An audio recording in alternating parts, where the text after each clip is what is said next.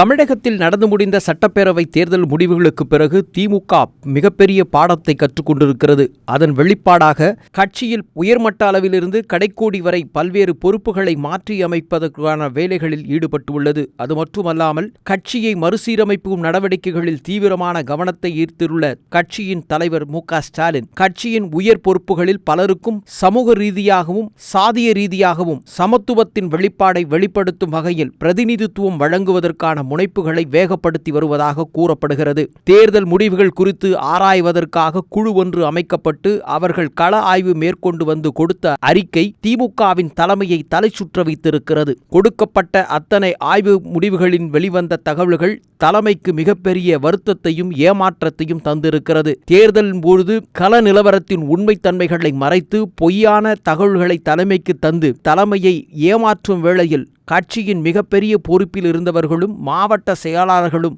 தாங்கள்தான் வெற்றி பெறுவோம் என்பதான ஒரு மாய பிம்பத்தை ஏற்படுத்தி துதிப்பாடிகளாக தங்களை அடையாளப்படுத்திக் கொண்டதன் விளைவுதான் மாபெரும் தோல்விக்கு காரணம் என அந்த ஆய்வுக்குழுவினர் கொண்டு வந்த பகிரங்க ரிப்போர்ட்டை பார்த்து அதிர்ந்து போனார் திமுகவின் தலைவர் மு.க.ஸ்டாலின்.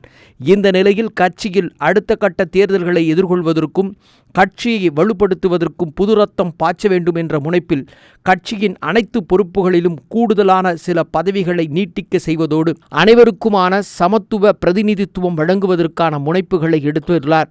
சாதி ரீதியாக ஒரு குறிப்பிட்டவர் மட்டுமே கையோங்கி நிற்கும் இந்த நிலையில் அனைவருக்குமான வாய்ப்பை வழங்கும் புதிய முடிவை எடுத்திருக்கிறார். கட்சியில் மிகப்பெரிய மூத்த தலைவர்கள் என்று தங்களை அடையாளப்படுத்திக் கொண்ட சில தலைவர்கள் களப்பணியில் எதுவும் தங்களை அலட்டிக் கொள்ளாமல் தாங்கள் உண்டு தங்கள் குடும்பம் உண்டு என்ற நிலையில் இருந்ததன் விளைவாக கட்சியில் மிகப்பெரிய சறுக்கல்கள் சந்தித்ததாகும்.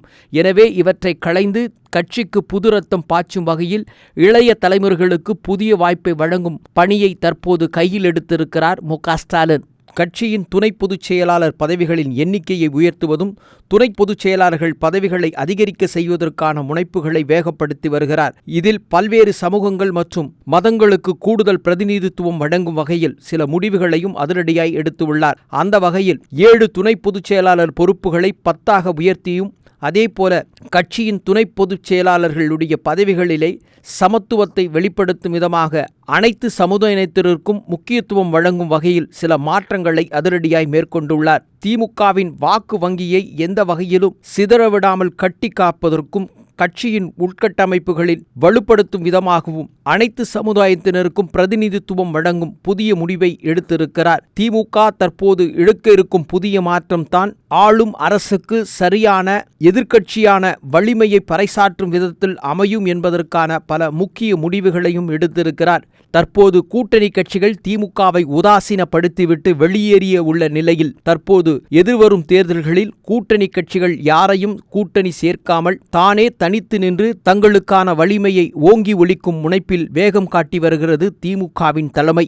தற்போது திமுகவின் துணை பொதுச் செயலாளராக இருக்கும் கனிமொழி, ஐ. பெரியசாமி, ஆ. ராசா, சுப்புலட்சுமி ஜெகதீசன், சிவா, அந்தியூர் செல்வராஜ், பொன்முடி மற்றும் சாமிநாதன் உள்ளிட்டோர் உள்ள நிலையில் இவர்களுக்கு பதிலாக சிலரும் கூடுதலாக சேர்ப்பதற்கான வேலைகளிலும் வேகப்படுத்தி வருகிறார். குறிப்பாக நாடார் சமுதாயத்தையும் நாயுடு சமுதாயத்தையும் தேவர்குல வேளாளர் சமூகத்தைச் சார்ந்தவர்களுக்கு கட்சியின் உயர்மட்ட பொறுப்புகளில் பிரதிநிதித்துவம் வழங்கி கிறிஸ்தவர்கள், இஸ்லாமியர்கள் போன்றவர்களுக்கு கட்சியில் மிகப்பெரிய முன்னுரிமையும் முக்கிய பொறுப்புகளையும் வழங்கி கட்சியின் செல்வாக்கையும் கட்சியினுடைய வாக்கு வங்கியும் சரியாமல் பார்த்து கொள்வதற்கான வேகத்தையும் அடுத்த கட்ட நகர்வுகளை நோக்கிய கட்டமைப்புக்கான அடித்தள பணிகளையும் வேகம் எடுத்துள்ளார் திமுக தலைவர் ஸ்டாலின். சட்டப்பேரவையில் எதிர்க்கட்சி தலைவராக இருக்கும் உதயநிதி ஸ்டாலினுக்கு பல்வேறு புள்ளி விவரங்களை எடுத்து தருவதற்கு தனியாக ஒரு குழுக்களும் அதேபோல எதிர்க்கட்சி என்ற அந்தஸ்தில் இருக்கும் திமுக தனது வலிமையை சட்டமன்றத்தில் மட்டுமல்ல மக்கள் மன்றத்திலும்